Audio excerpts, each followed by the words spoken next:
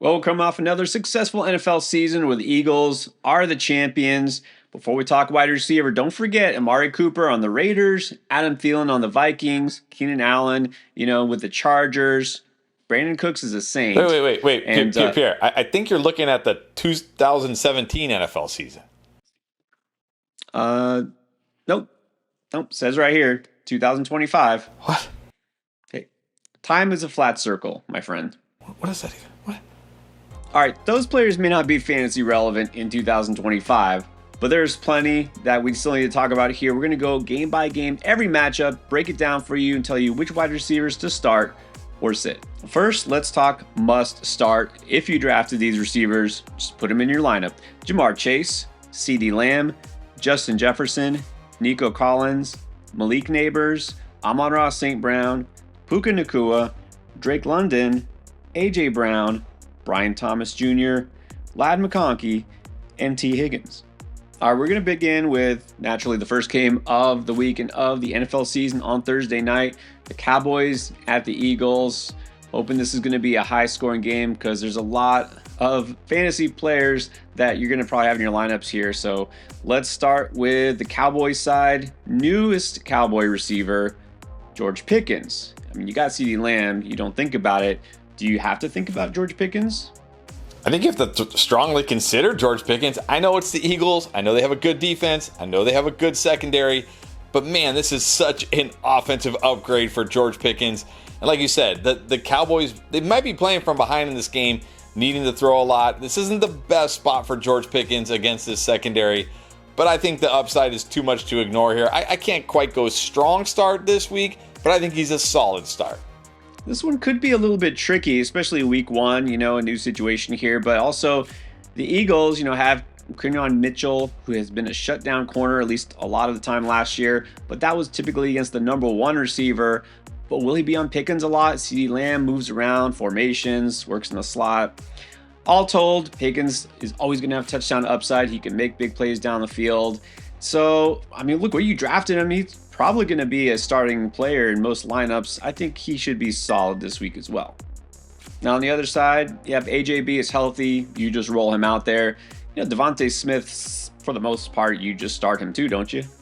Yeah, and especially in this matchup, because unlike the Eagles, who, like you said, have Mitchell, Cooper DeJean, like some good corners, some good DBs, the Cowboys really don't. I'm not scared of this secondary at all here. I think Devonta Smith, one of these guys that just almost every single week is a solid start, but especially in this matchup, definitely a solid start.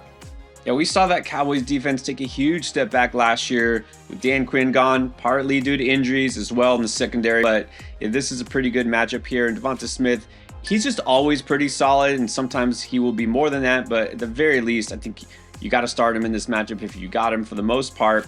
I'll tell you what you should do for sure. If you're making your picks on underdog, which you should be doing anyways, look at Devonta Smith right now. His line for week one, 54.5 yards receiving. That's actually pretty easy for him in most matchups. He did that in all but 5 games last season. I'm taking that pick, and if you are new to underdog, you haven't tried it yet, take that pick and use your free gimme pick that they give you for signing up for the very first time. Just use code ENDGAME when you check out. You also get $50 bonus cash when you play $5 in any way, and there's still that deposit match. All told, if you haven't tried underdog yet, now's the time. On Friday, we're going to have the Chiefs at the Chargers, and the things have changed here. If you haven't heard, just came down that Rashee Rice is not playing at the beginning of the season. In fact, he's not playing the first 6 games. So like I said, it's different from what we might have expected if you just drafted Rashee Rice. So no Rice. What does that mean now for guys like, let's say, Xavier Worthy or Hollywood Brown? It's got to be good for them, right? This is a bump for both these guys. Obviously, I prefer Xavier Worthy. Again, the Chargers, they do have a good secondary. They got some good players on that defense. So I don't think this is a smash spot, but he's got Patrick Mahomes. He's in the Chiefs offense. He's got tons of upside. So I'm again going to say a solid start. And I'll say if Hollywood Brown is out there and he's healthy and he's playing, which is always a big question mark with Hollywood Brown, I think he's got to at least be worth a flex this week.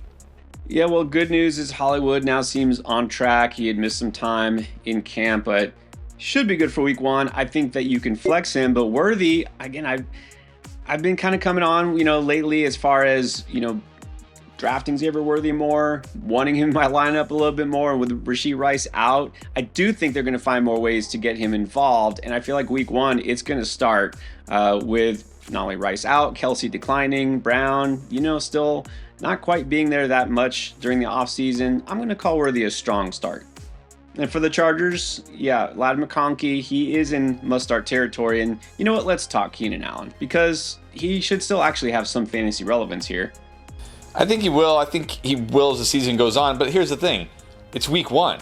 Rashee Rice is basically the only injury we have at wide receiver that actually matters. It's not an injury. It's a suspension. You shouldn't have drafted Keenan Allen to be a starting wide receiver for you. And that's the same with Quentin Johnston, same with the rookie Trey Harris. Look, these guys may have value throughout the season, but week one against the Chiefs, this secondary, I don't want to start these guys. I don't want to start Keenan Allen, but look, I think that people underestimate how involved he'll be. He was still pretty good last year, familiar with the team, not necessarily familiar with this current offense and the coaching staff, but I don't think it'll take very long for him to acclimate. I think you could flex him if you're in a deep enough league. Trey Harris, it'll take a while. Quentin Johnston, no thanks. All right, now we got the Dolphins at the Colts. On paper, this Dolphins offense, not too different, but what version of this passing game are we going to see? The one from last year, the one from the year before? In other words, good or bad? That's the tricky thing here for me. It's a good matchup against the Colts, of course, but it didn't even matter when they had great matchups last year. It didn't matter. I want to believe that this offense will look more like the offense we saw 2 years ago. Vintage Tyreek Hill, vintage Jalen Waddle. But I kind of need to see it first here. I'm going to say these guys, I know you drafted Tyreek Hill in the third round, but I'm just going to put these guys in the flex tier because I want to see this offense actually look different in game situations before I put these guys in a solid or strong start tier. So just flexes for me. I'm a little surprised. I know you were big on Waddle as well during draft season. We've heard nothing but glowing reviews. I think he could be that guy. I'm not going to say strong, but I think he should be a solid start, and not because of where you drafted him, but Tyreek Hill. Let's see. But I want to see in my lineup if he does make that big play, if he does, kind of reassert himself as the wide receiver one here, or at least a startable fantasy asset. So I think you got either of these guys. They should be considered solid starts because the Colts, that defense doesn't scare me. Now, what does scare me is the thought of receivers having to catch passes from Daniel Jones, but here we go. Michael Pittman and Josh Downs, week one. I really want to just say sit these guys, but it's the Dolphins. This defense, what are we going to get here? I know they added Minkah Fitzpatrick, but is this all of a sudden going to transform this secondary into one of the best secondaries, one of the best defenses? But at the same time, what's really the upside here for these guys? I'm just going to take the easy road here and say you can flex them, but don't expect too much. I'm going to follow you down that easy road and say they are flexes with some upside, really more floor than anything. Pittman could score, Downs could catch a few passes, but we're definitely going to temper expectations for now. Now we got the Steelers at the Jets. Can't call it a revenge game. I'm not sure who would be revenge for with Aaron Rodgers facing last year's team, the Jets. But anyways, he's now on a new team. DK Metcalf is his new receiver on a new team. Expectations here for their first game together?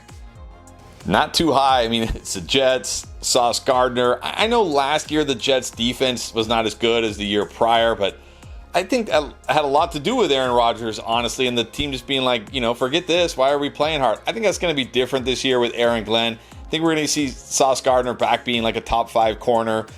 I really want to put DK Metcalf as a sit, but come on. He's the only guy really here in town. He's the wide receiver one. It is a tough matchup, though, so I'm just going to say flex for DK Metcalf. Well, I think everyone knows my feelings of DK Metcalf. I just put out the video that says I'm not drafting him. Doesn't mean that he has completely zero value across fantasy. I get that he will still do something sometimes. I just didn't want to draft him based on where he was going. You can flex him, right? Even in a tough matchup, it's DK Metcalf, right? The guy can always make a big play, score a touchdown. And yes, there is basically no target competition. I don't know if Calvin Austin even really counts, but I'm not going to do anything higher than, let's say, you could flex him if you drafted him. Now, also, we're going to see Justin Fields, his first start as a Jet. Do you think he clicks with Garrett Wilson right away or any other receiver there?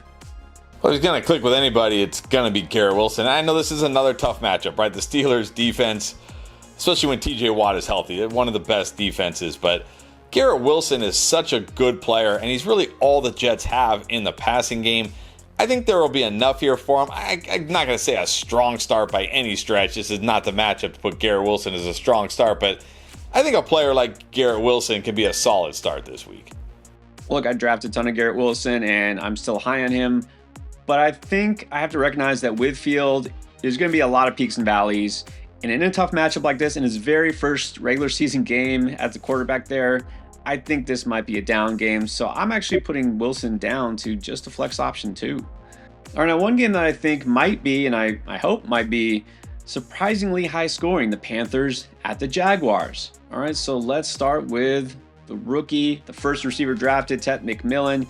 Also, now we got a different wide receiver room than we expected. Adam Thielen isn't there anymore. Does that mean better things for the rookie, for Xavier Legette? I think so. I'll start with McMillan. Man, I mean, against the Jaguars, this defense what did they really do to improve this defense significantly? Like nothing. So I really want to put McMillan in the strong tier, but at the same time, I understand he's a rookie. He's making his first start in the NFL. Let's not get crazy here, even though the matchup is great. So I'll say McMillan, a solid start, but probably one of my favorite solid starts. And then look, Xavier Legette can be a flex. Well, I'm going to kind of try to keep it real. I think McMillan will be a stud this year, but I think it's going to take more than 1 week. Sure, he could hit a big play, but I don't think I'm going to put him as more than a flex. I feel like this week we're going to see just a lot more of the running games try to establish, in these offenses. Xavier Legette, I like a lot more now that those slot receivers are gone. That means they have faith in him being that guy. They're going to move him around, do some different things. I think he is now in the flex conversation. Then for Jacksonville, you're starting BTJ if you got him. What about Travis Hunter, their rookies? This guy, based on where you drafted him, you just deploy automatically. I don't think so. I think it depends on your options because unlike McMillan, who's the clear number one wide receiver for the Panthers, BTJ is the number one wide receiver here still for the Jags. It's a great matchup, though, of course, against Carolina. But that being said, I mean, he's got to compete with BTJ. He's making his first NFL start. We still don't know what we're going to get from Trevor Lawrence. I like him in this matchup. I certainly think he's startable, but I'm going to just say more of like a high-end flex. Yeah, no, I'm not putting McMillan higher than a flex. I can't put Hunter higher than that either. Sure, weekly upside, but let's see exactly how he's used first. And, I like Diami Brown. I drafted him a bit in best ball, but only in best ball. He's not someone who should be starting in redraft. Now let's talk about the Cardinals taking on the Saints in the Dome. All right, so this receiver room for Arizona is exactly the same as last year. We got Marvin Harrison, and I guess Michael Wilson is probably the only one even worth talking about. This is tough for me. I mean, I'm so worried for Marvin Harrison this year with Kyler Murray. I have not seen anything in the preseason that made me think, it's going to be different this year. It's a great matchup, though, against the Saints. I mean, I probably should put him in the solid tier. That's probably where he belongs. But, man, I'm just so worried that it's going to be a game where Trey McBride catches, 10 passes and scores a touchdown, and Marvin Harrison has, 3 catches for 40 yards or something. A flex, but a good flex. Well, I'm actually a little worried about Harrison in general, too, but I think only because it's the Saints, I'll say he should be a solid pick. I mean, this matchup, look, I'm not saying the Saints are going to be a total embarrassment, right? It's going to be a rout or anything, but I don't expect them to put up too much of a fight, so Harrison might have a pretty easy time here. So we know now that the Saints are starting Spencer Rattler in week 1, so feelings on Chris Olave and or Rashid Shaheed? Not good. And the Cardinals don't have a terrible secondary anymore. They've made great strides in that secondary. It's a lot better. And man, the last time we saw Spencer Rattler, it was ugly. I mean, unless he made huge improvements this, offseason, which why? Why would he make huge improvements? And not to mention Chris Olave, he's like 1 hit away from being out for a month. I'm sitting Chris Olave this week. I'm not starting Chris Olave with Spencer Rattler. I hope I have better options than Chris Olave. I will say for Rashid Shaheed, you can flex him, but it's like a desperation flex because he does have that home run, potential where one play, if Spencer Rattler can somehow get it to him, he can hit a long touchdown, but very desperate flex here for Shaheed. Agree. I think Shaheed's a flex, but definitely on the lower end, deeper end.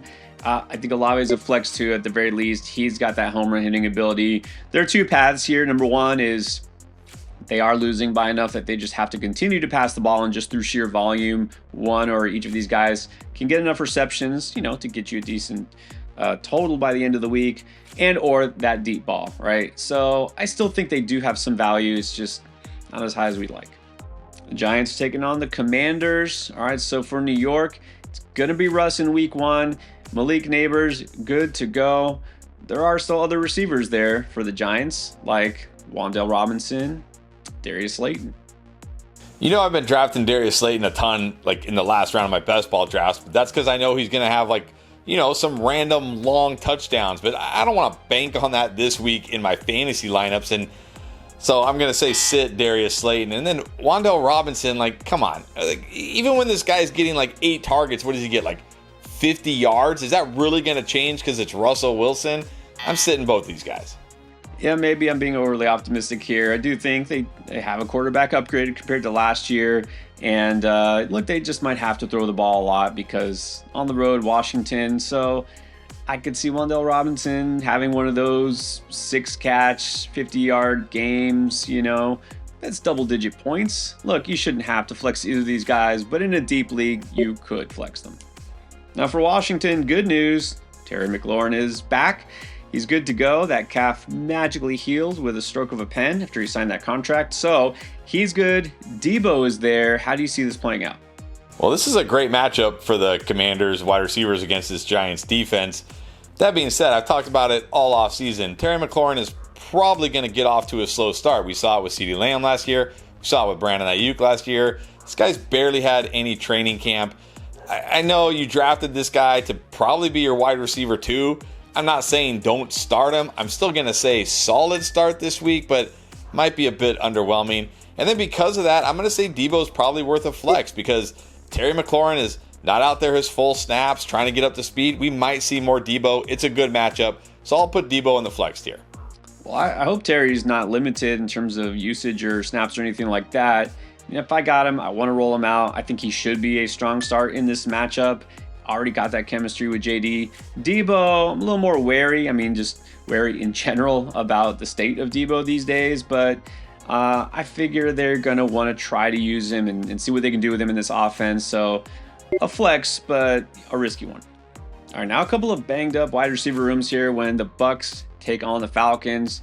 Keep in mind, Chris Godwin is out. Who knows how long, but that means we're going to see, I'm assuming, a lot of Mike Evans, but also maybe a lot of the rookie Emeka Egbuka, because remember, Jalen McMillan also out.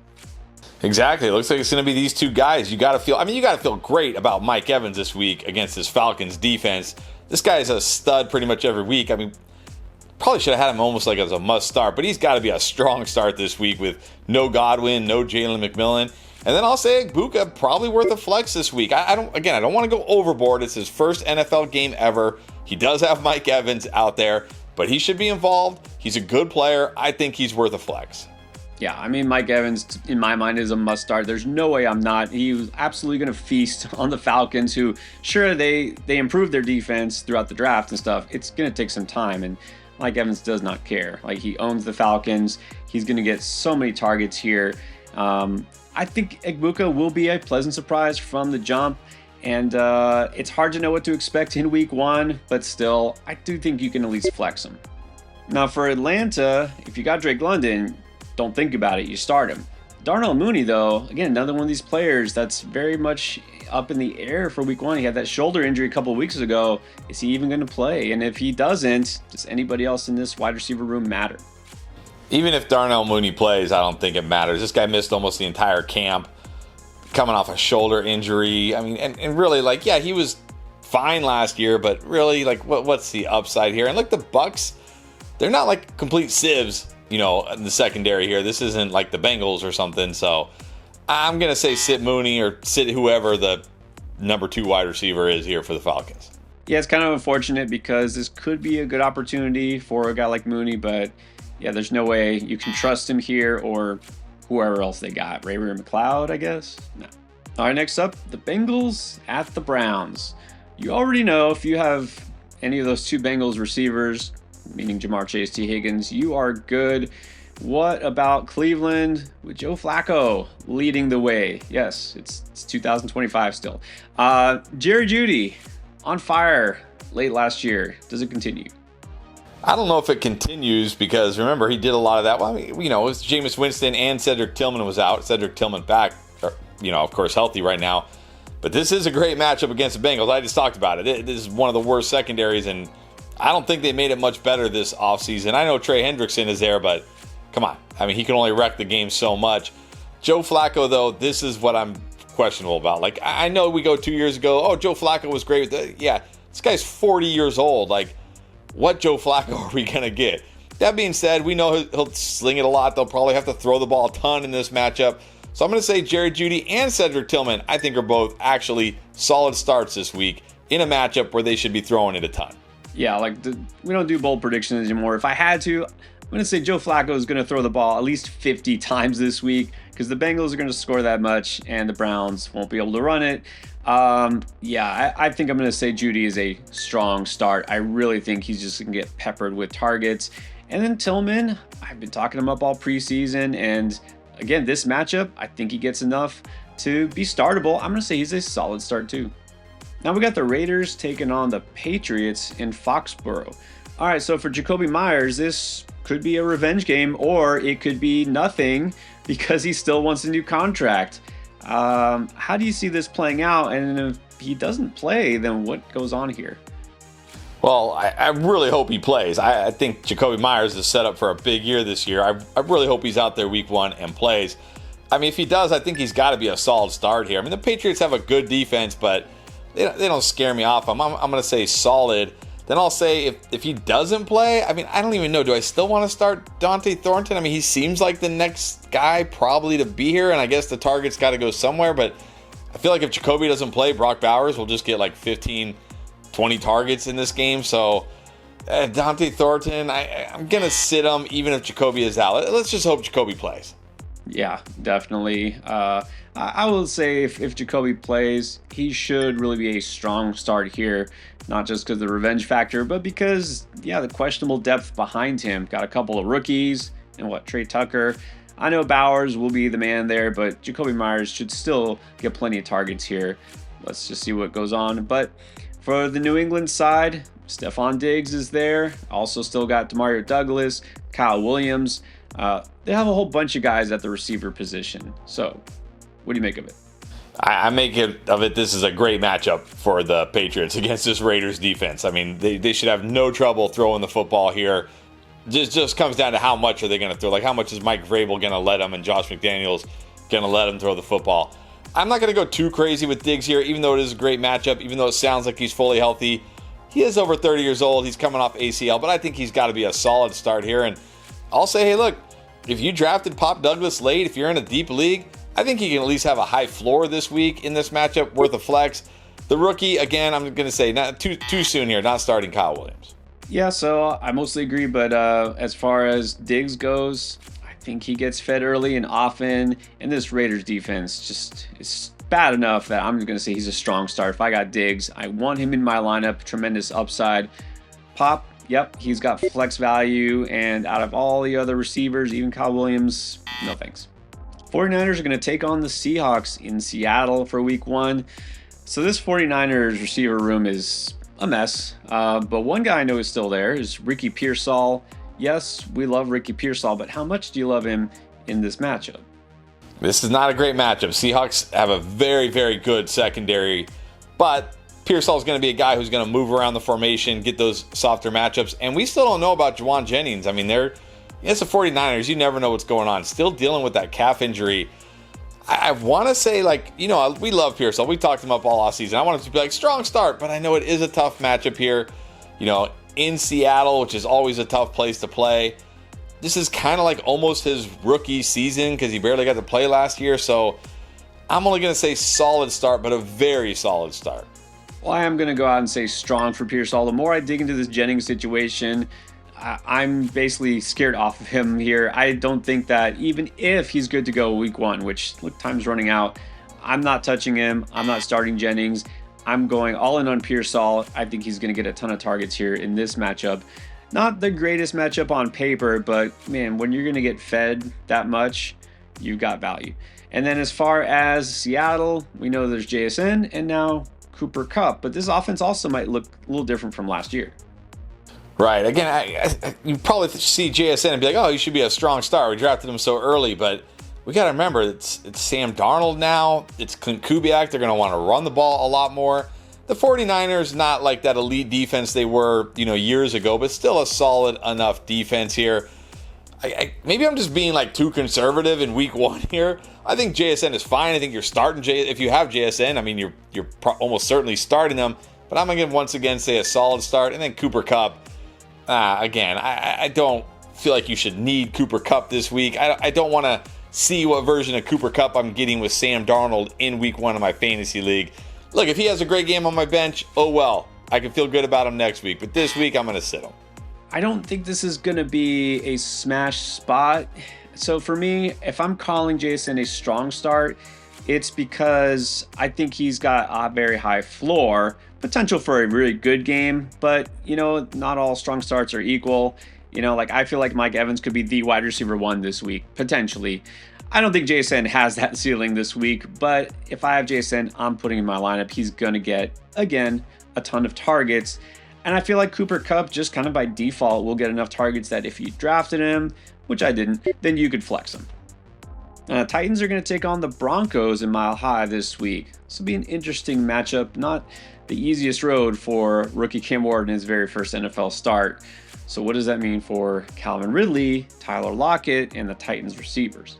Yeah, it's really unfortunate that I've been talking up Calvin Ridley all offseason, and then they have to start with the Broncos, Pat Surtain. This is not a great way for Cam Ward, his first NFL start on the road in Denver. I mean, I like Cam Ward. I like Calvin Ridley. I think they're going to be great this year. I just don't know if they're going to be great in week one. This is such a tough matchup. As much as I like Ridley, I can only put him in the flex tier this week.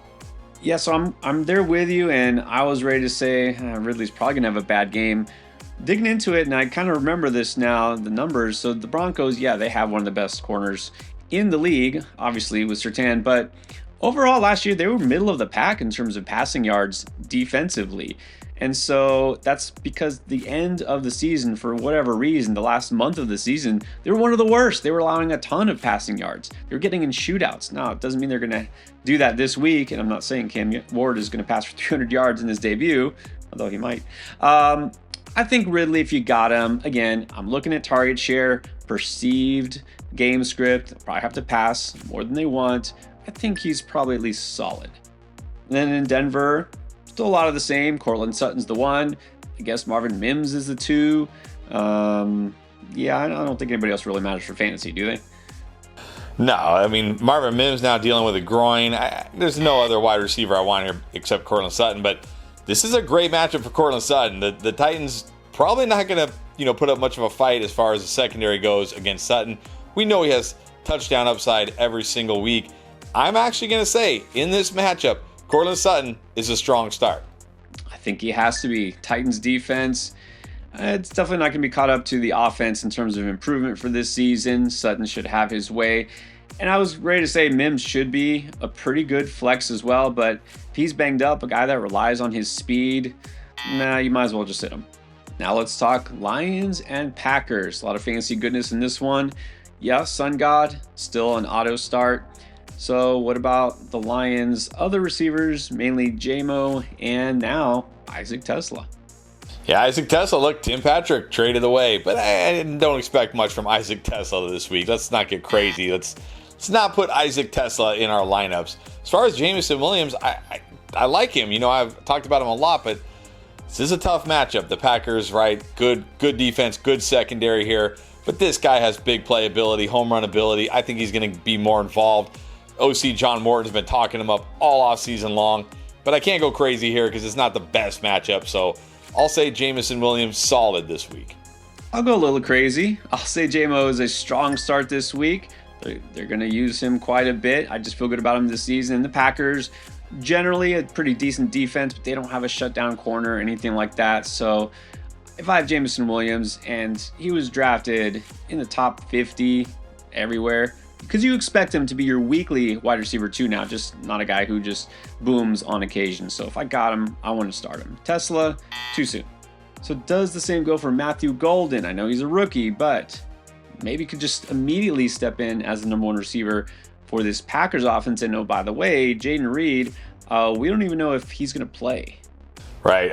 I feel pretty good that like Romeo Doubs and Matthew Golden are going to play. Jaden Reed on the fence, coming off a foot injury. Like, there's no way I'm starting Jaden Reed this week. That's an easy pass. I'll say Doubs is probably worth a flex. I mean, it's not a great matchup, right? The Lions, we know, have a good defense, but Doubs always has some touchdown upside. I think you can flex him. And I'm going to say the same thing about Golden here, just a flex. Again, rookie making his first start against a tough defense. I don't want to go crazy here. I like Golden over the season, but in week 1, just a flex. Yeah, so let me start with Reed. There's no way. In fact, just today, Packers GM said that they're hopeful that he's ready for week 1. I don't want hopeful in my lineup, especially we're not talking CeeDee Lamb or Jamar Chase. We're talking Jaden Reed. So no way. I think this could be, this is kind of like a joke going around, when you're drafting like Justin Jefferson and Derrick Henry, then Romeo Doubs goes off for like 2 touchdowns in week 1. I'm not saying he's going to go crazy, but this could be a sneaky good Romeo Doubs week because if Jaden Reed doesn't play and Golden being a rookie, I think at least Doubs is a pretty strong flex option in a game where they might have to pass the ball a lot to keep pace with the Lions. And then Golden, all right, I'm probably going to have to tone it down a little bit. I'll just say he's probably a flex as well. Now let's talk Texans at Rams. Got 2 must-start receivers here with Puka Nacua and Nico Collins. Now for the other guys, well, one of those other guys, Christian Kirk in Houston.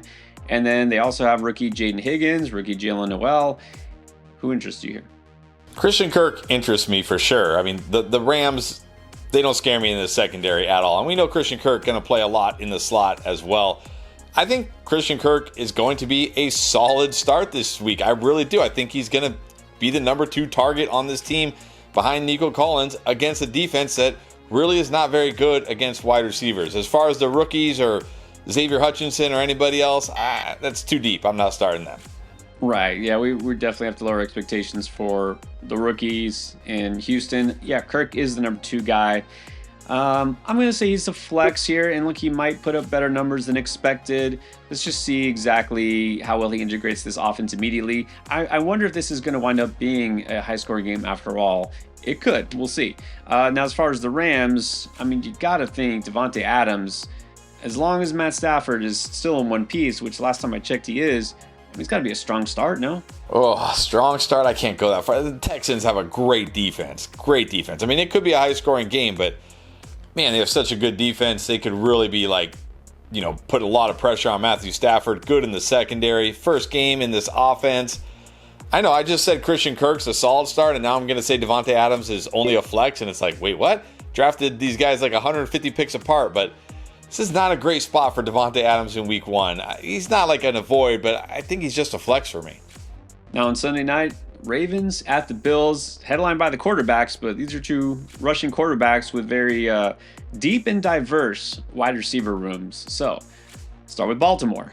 Still got Zay Flowers, still got Rashad Bateman. I've been told they have DeAndre Hopkins. How do you feel about them on the road against Buffalo? I kind of feel the same about these guys every single week. It doesn't really even seem to matter, like the matchup, good matchup, bad matchup. Zay Flowers is solid. He could have a big game. He could have a dud. He could have a mediocre game. I mean, that's just what you get with Zay Flowers. And Rashad Bateman's a flex. He's got upside. He could hit that big play, or he could kill you. He's an upside flex. Yeah, that's exactly it with Zay Flowers.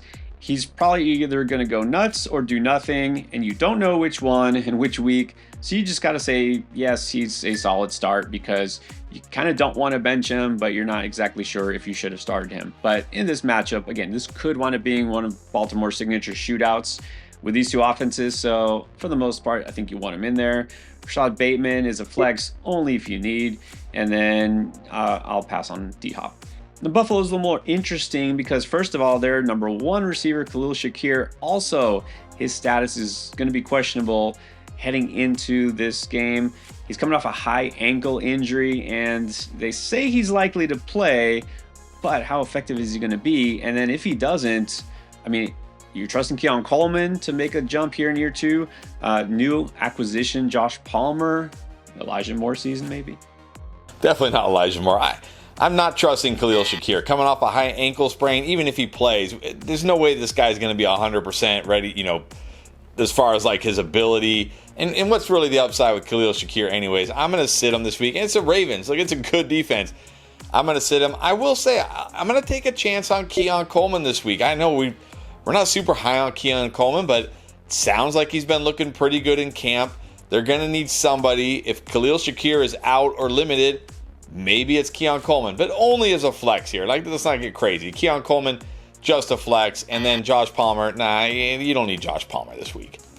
I think I look at this one a little differently. If Khalil Shakir is good to go before this game, like not game time decision, if he's declared healthy and good to go, I think you could still at least flex him. He's going to be the top target here. Keon Coleman, I'm going to have to see him string together at least 2, maybe 3 good games in a row before I become a believer, right? Maybe it happens. Let me see it first. And then Josh Palmer, I'm going to say if Shakir doesn't play or is going to be limited, then I think he might be the guy that I would say I could flex. But again, it's week 1. Hopefully you've got better options. And then Monday night, another divisional battle. This one will be interesting. Vikings at Bears. And yes, the Vikings really do have Adam Thielen back because Jordan Addison, remember, is suspended, serving the first of that 3-game suspension. So Justin Jefferson's still good, yeah, but let's talk Thielen and I guess Jalen Naylor. Not starting either of these guys. I mean, Adam Thielen just got, he was there 5 years ago? This is totally different. I'm not starting Thielen. He just got to the team. How many snaps is he really going to play here? And I mean, Jalen Naylor, same thing. I've been drafting this guy late in best ball, but that's best ball where I don't have to worry about the lows and just take the highs. And really, what is the high here? Justin Jefferson or nobody in this passing game. Putting any Vikings receiver not named Jefferson in your lineup in week 1 is getting too cute. Yeah, you shouldn't need to go there. Now, as far as the Bears go, DJ Moore, Rome Odunze, Luther Burden, how's this going to play out in week 1, the first game of the Ben Johnson era? Well, we'll see. I'm excited to see. I mean, I'm glad it's on Monday night, right? So we can watch every snap, but I don't want Luther Burden. Again, too soon here for Luther Burden. I'll say DJ Moore, Rome Odunze. I feel good about both these guys. Yes, Vikings, good defense, good secondary, but these guys should be the top 2 targets in this offense. I expect the offense to be better. I'm not going to go crazy here, say must starts or strong starts, but I think they're both solid this week. I want so badly to put Odunze as a strong start, but yeah. Let's see how the targets are distributed, what this offense looks like in week 1. I mean, Luther Burden, you can sit, right? But as far as both Moore and Odunze, I think they should both at least be solid. All right, all the receivers need to know about in fantasy. That is your start sit for week 1. If you didn't catch the running back edition or quarterback tight end, anything you need to win your very first matchup of the season, check out the playlist.